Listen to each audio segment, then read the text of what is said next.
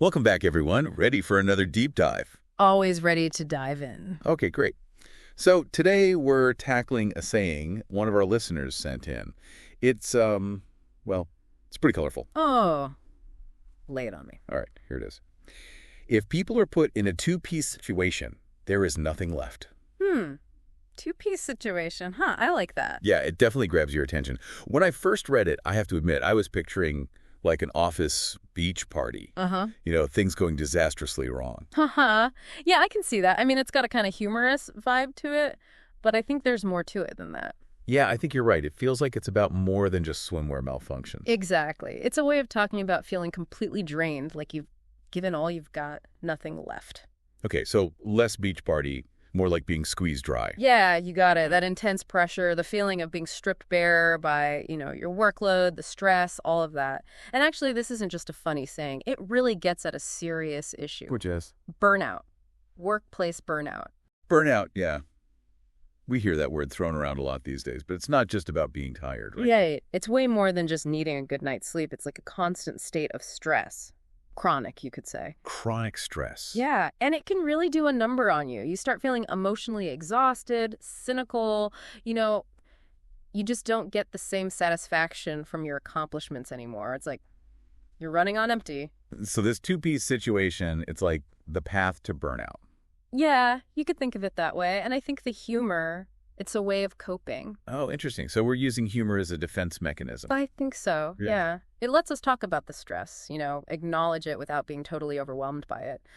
But, and this is important, laughter can sometimes hide a really serious problem. That makes sense. Like, it's easier to make a joke about being two-piece than to actually say, hey, I'm struggling here. I need help. Right, exactly. But you mentioned earlier that this phrase is used in corporate settings, right?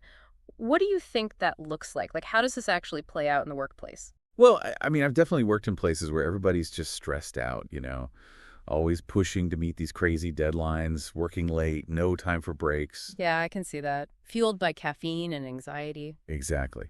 And in those kinds of environments, I feel like people start using this kind of language. It's almost like a shared code, a way of acknowledging the stress without having to spell it out. A way of bonding, you could say. Over shared misery. Uh-huh. Yeah, kind of. But it also makes it clear that something needs to change. Like if everyone feels like they're in a two-piece situation, maybe the work environment itself needs to change. Definitely. That's a huge red flag. Yeah. And that brings us to the question of what can we do about it? Right, because is this just like the reality of work these days?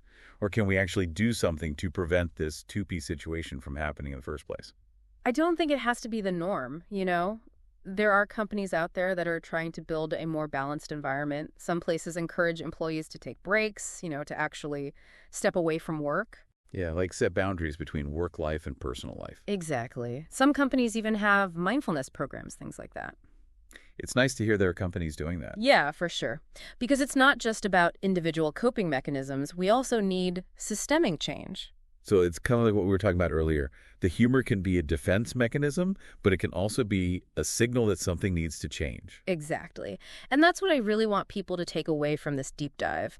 If this two-piece situation rings true for you, what can you do to, even in a small way, to make things better? Push for a more balanced work environment. Exactly. Advocate for yourself, for your colleagues. Remember, change starts with awareness. And sometimes, a little bit of humor can be that spark that gets things moving. Well said. I think this deep dive has been, well, eye-opening and kind of inspiring, honestly. Yeah. It's a good reminder that even when things feel really tough, there's always hope for improvement. Couldn't agree more. Thanks for joining us for another deep dive, everyone. Until next time.